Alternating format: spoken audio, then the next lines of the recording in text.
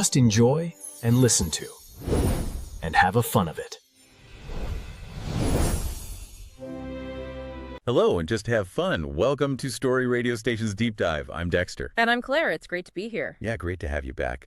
Okay, before we really dive in today, just a quick reminder for everyone listening. Oh, yeah, please do hit that subscribe button if you haven't already. And maybe give us a like, set your notifications. It really helps us out. Lets us know you're enjoying these deep dives. We really appreciate you spending your time with us. So today we're looking at something really interesting happening culturally, especially among young Koreans, the MZ generation. That's right. We're tracking this lifestyle trend called Aboha. Which is short for Aju Batongwi Haru, or A Very Ordinary Day. And it sounds simple, but what's fascinating and why we wanted to talk about it is what it reveals about, well, the pressures of modern life, particularly in Korea. Exactly. Because many of you might remember the trend that came before this, right? Sohwakhaeng. Mm-hmm. Small but certain happiness. That little cup of coffee, a nice walk. Those small joys.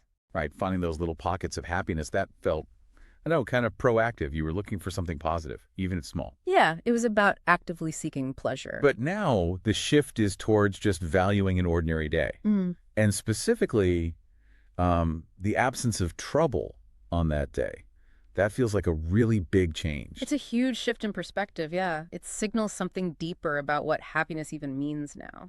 So our mission today really is to unpack this, explore this like a defensive idea of happiness. Figure out what societal forces might have created it, how it's changing how people spend money. And ultimately what it tells us about how the younger generation feels about stability in the future. Okay, so let's get into it. Define Aboha for us. What's the real essence beyond just an ordinary day? At its heart, Aboha is, well, it's almost a psychological defense mechanism. The defense, how so? It's not about chasing highs, you know, not about landing a big promotion or having some amazing Instagrammable experience. It's actually defined by appreciating when bad things don't happen. The absence of negative events. Ah, so it's less about adding positives and more about avoiding negatives. Precisely. The key word here is Mutalham, which translates roughly to being comfortable without trouble. Mutalham. I like that. In a society that's often described as high stress, super competitive. Yeah, exactly. Yeah. In that kind of environment, just getting through the day without a financial scare or a crisis at work or some big personal drama. That does feel like an achievement. Maybe the biggest one you can realistically hope for some days. It really does. It becomes the main goal. It's like pursuing a normalization of existence. Normalization of existence. That's a powerful phrase. It's a turning away from that constant pressure, that narrative of always needing to improve, climb higher, achieve more. So it becomes very inward-looking, self-focused. Very much so. It's about keeping your own ship steady, trying not to get swamped by the waves, rather than trying to reach some distant shore. And this isn't just like a niche feeling. You mentioned it's being recognized more formally. Yeah, I mean, you have academics like Professor Kim Nando at Seoul National University identifying Aboha as a major consumption trend for 2025. Wow. Okay. So it's not just a fleeting mood. It's seen as a significant societal shift. When you see that kind of academic spotlight on it, yeah, it tells you this is reflecting some pretty deep structural issues. And what are those drivers? What's pushing this trend? Well, it's the background radiation, isn't it? Things like long-term economic uncertainty, huge gaps in wealth and assets. Intense competition for everything, jobs, housing. Absolutely. And for the MZ generation, that sort of old promise, the traditional social contract. The idea that if I just work really hard, I'll get ahead, I'll be secure. Yeah, that belief system is kind of crumbled. It doesn't feel true for many of them anymore. So when you feel like you can't control the big external stuff, you retreat. You focus on what you can control, which is your internal state, your immediate environment, making it stable. Which explains the shift from seeking pleasure, the presence of good things, to valuing the absence of bad things. It's a complete flip. Okay, let's dig into that flip a bit more. How is Aboha really different from Sohwakhaeng? They both sound like they're about small things, right? That's a good question. So Sohwakhaeng definitely started with that simple idea, small, everyday joys, an affordable treat, a moment of peace. Right.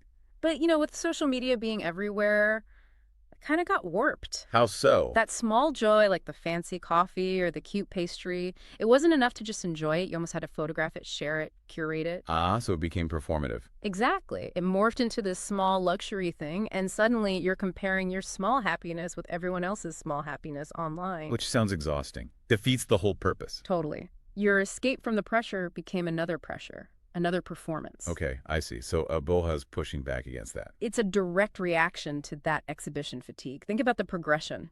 YOLO, those big, ambitious goals, often led to financial stress. Right. Then Sohwakhaeng, the small goals, led to this social comparison fatigue. So Aboha is like the next step down, hitting the reset button. Kind of. It's like saying, okay, maybe the goal isn't even happiness in the active sense anymore. It's more like an emotional hedge. An emotional hedge against what? Systemic instability. Pretty much, yeah. The focus shifts entirely. It's about avoiding pain, building resilience inside yourself. Not about getting likes or climbing ladders. Nope. The goal is just stable survival. It's settling for that minimal, achievable target, the very ordinary day, because aiming higher feels too risky, maybe even pointless given the larger context. Wow. That's quite a statement about the prevailing mood. It really is. Okay, so we've defined Aboha as this shift, this psychological move from chasing external achievements to just trying to maintain internal stability. Good evening, and welcome to the Story radio station, where we explore tales from around the world. So for the second part, let's look at the impact. How does this, desperation for Mutalham, for trouble-free day, actually play out in daily life and, crucially, how people are spending their money? Right, and before we jump into the specifics, it's worth just pausing to really acknowledge the environment we're talking about, the constant, low-level hum of anxiety. Yeah, the structural stuff. Housing markets feeling impossible, the job market being really tough and polarized. It leads to this widespread, chronic burnout. Yeah. So in that context, just being able to say, today was okay, nothing blew up, that's not trivial. No, it's huge. It's like a massive psychological exhale.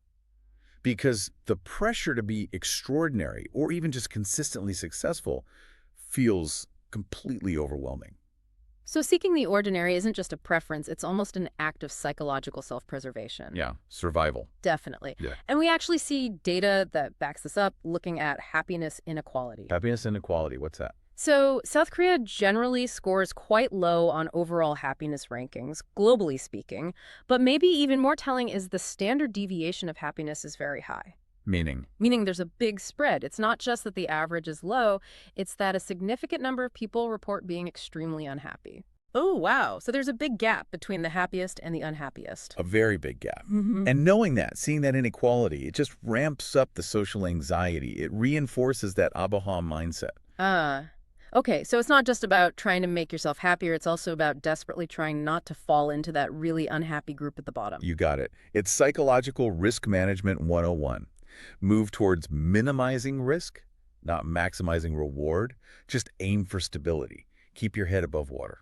So given that defensive stance, what does an Aboha-influenced daily routine actually look like? Well, under Aboha, self-care gets redefined. It's less about spa days and indulgent treats. Less about luxury? Much less. It's more about disaster prevention. You see people really prioritizing predictable, low-friction routines. Low friction? Like what? Think really structured sleep schedules, Yeah. simple, maybe even repetitive meal prepping, Yeah. getting super organized, maybe minimalist, to reduce clutter and chaos. Okay, so the goal there is to cut down on decisions, reduce decision fatigue.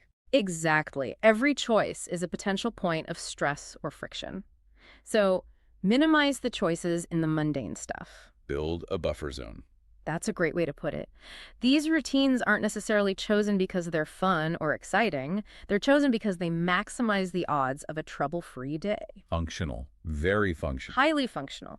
Prioritizing things like preventative health checkups over, say, a spontaneous weekend trip, reliability over novelty. That functionality must completely change how people think about spending money then. We usually talk about ROI, return on investment, getting more back than you put in. Right. The focus is usually on growth or gain. But you're saying Aboha consumers think differently. They're using a different calculation. Yeah. We could call it RV, risk reduction value. Risk reduction value. Okay, explain that. People are increasingly willing to pay a premium, sometimes a significant one, for products or services that promise peace of mind, that guarantee stability or reduce potential future problems. So they'll pay more if it lowers their anxiety. Absolutely. There's a definite shift in spending priorities. Can you give an example? How does RRV play out in actual spending? Sure. Let's imagine two young people. One is still focused on traditional ROI. Maybe they invest in something risky like crypto or volatile stocks, hoping for that big payout, accepting the high risk. Yep. The Aboha-minded consumer, prioritizing RRV, might instead choose to buy a really comprehensive, expensive insurance plan with low deductibles. Or they might spend more upfront on a high-quality, super reliable washing machine known to last for 20 years, even if a cheaper one exists. Because the reliable appliance means less chance of a breakdown, less hassle, less unexpected cost down the line. Exactly. They're buying resilience. They're buying the absence of future worry and friction. If a product reliably reduces worry, its RRV is high and it's seen as worth the cost. They're literally purchasing stability. In a way, yes. And often, the money for these high RRV purchases comes from adopting those minimalist, low-friction routines elsewhere in their lives. Save on daily trivialities. Invest in long-term peace of mind. That makes sense. Yeah. And does this search for comfort and predictability spill over into other cultural areas? Oh, definitely. You see related trends popping up, like the rise of Wuhai. Okay, what's that? It stands for Wuju Like Heaven, which basically translates to this love for small, cute, and crucially non-demanding things, Light. like the massive popularity of Fubao the panda in Korea, or characters, little mascots, simple animations. So it's not just that they're cute, there's more to it. It's the predictability and the low stakes. These cute things offer reliable emotional comfort without the complexity, the drama, the potential for disappointment that comes with, say, human relationships or risky financial ventures. They're a safe, easy source of positive feelings. Exactly. They act as emotional buffers. They don't demand much effort socially or emotionally to engage with, which fits perfectly with that Aboha goal of minimizing friction and emotional risk. Everything low demand. Okay, but ABBA doesn't mean people just stop spending on anything enjoyable, right? You also mentioned something called the topping economy. Yes, that's the other side of the coin, and it's really important. Aboha is about building a stable base, reducing risk and the fundamentals of life. Right. The topping economy is about what happens with the resources, time, money, energy that are saved by adopting those Aboha principles. Okay, so you save by being minimalist day to day.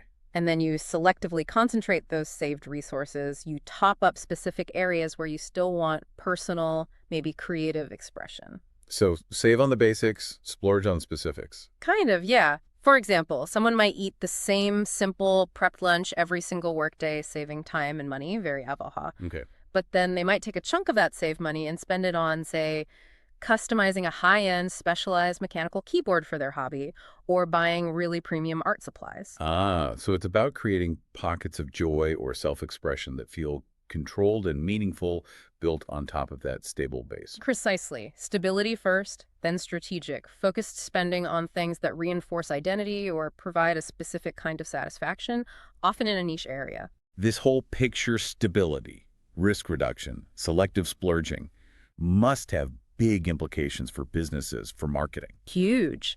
If your target consumer is fundamentally trying to purchase the absence of problems, your whole approach has to change. How so? What do companies need to do? Well, for starters, they probably need to dial back the hype. Stop selling excessive aspiration, constant excitement, the change your life narrative. Because aspiration now feels linked to risk and exhaustion. Exactly. Instead, the focus needs to shift to things like consistency, transparency, reliability, and absolutely eliminating friction. Make it easy, make it dependable. Make it worry-free. The marketing message almost becomes, this product helps you not worry. So durability, low maintenance, straightforward guarantees, those become the new selling points, the new markers of quality, maybe even luxury in a way. I think so. It's a different kind of value proposition. Okay, wrapping this up then. Aboha seems like a really complex phenomenon. It's got layers. It really does. And there are definitely two sides to it. On the one hand, you can see the positive aspects. Yeah, like promoting mental well-being, maybe.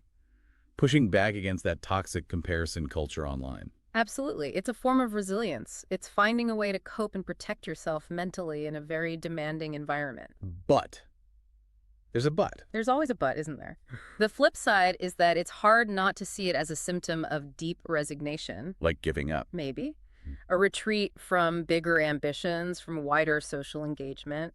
There's a risk it could lead to a kind of cultural stagnation if the underlying problems to economic insecurity, the intense pressure, aren't addressed. So it's a defense mechanism, but one born out of a feeling of powerlessness against larger forces. That seems to be a big part of it, yeah. It feels like the system is too unstable, too rigged for individual effort to guarantee success in the traditional sense, so you focus on just shoring up your own small space. Ultimately, then, this whole trend is like a flashing light, isn't it? A signal. A very strong signal. It suggests that maybe society needs to shift its focus instead of just trying to boost the overall average happiness score. We need to look at that inequality you mentioned. Reduce the huge gaps. Urgently, focus on closing the gap between the most and least happy, the most and least secure. Making sure that having a very ordinary day isn't some hard-won achievement people have to constantly strive for. Right. It should be the baseline, a guaranteed level of stability, ideally supported by better social safety nets, especially for a generation facing so many structural headwinds. It shouldn't feel like an extraordinary aspiration. Wow. Okay, that's a really powerful thought to end on. This has been incredibly insightful, really unpacking the layers behind what sounds like such a simple phrase. Defensive happiness. It's a fascinating and slightly worrying concept. Yeah, absolutely. Well, we hope you listening gained a lot from this deep dive today. Thanks so much for tuning in to Story Radio Station. We always appreciate you joining us. And hey, one last time before you go, if you enjoyed this, please do subscribe, give us that like, and turn on your notifications. It helps others find the show. Thanks again.